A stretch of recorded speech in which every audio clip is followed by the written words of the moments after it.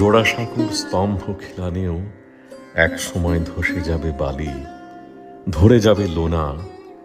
লোহার গরাদের পাশে স্যাঁতস্যাঁতে রঙে অবন ঠাকুর জয়নুল টার্নারের জলরেখা হবে টানা।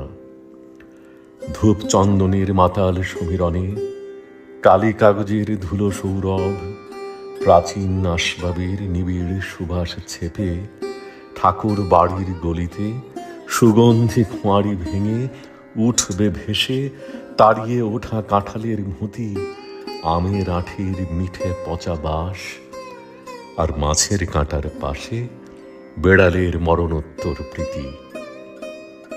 তবু দুর্বিষহ মাতালের প্রলাপের মতো এই গলি, মূর্ছায় অসাড় এই কলে পড়া জন্তু, বিভৎস বাতাসের এই আধার, জরিমানা দেয়া মাইনের মতো বহু ছিদ্র ছাতা বগলে হরিপদ আমাদের অপান্তীয় কেরানির সাথে রাজছত্রী আকবর বাদশার মিলন ঘটালে তুমি দীর্ঘকেশী শৌখিন কান্তবাবুর কর্নেট বাঁশরিতে। তাই তোমার আনন্দ আমাদের পর, তুমি তাই এসেছ নিচে আষ্টে পৃষ্ঠে বাঁধা পড়ে থাকা আমাদের আধমরা জগতের পাড়ে।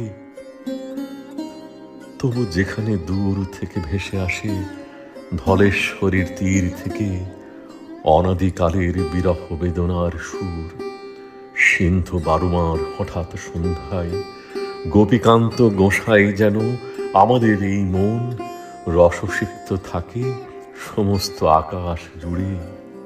আর তুমি কান্তবাবু কর্নেট বাজিয়ে হেঁটে এসেছ ঠাকুর বাড়ির গলির মোড় থেকে, কখনো আধো অন্ধকারে ভোরবেলায়, গভীর রাতে, কখনো ঝিকিমিকি আলোর ছায়াচ্ছন্ন অপরাহ্নে, কখনো কনিষ্ঠ কেরানির সামান্য 25 টাকা হাতে।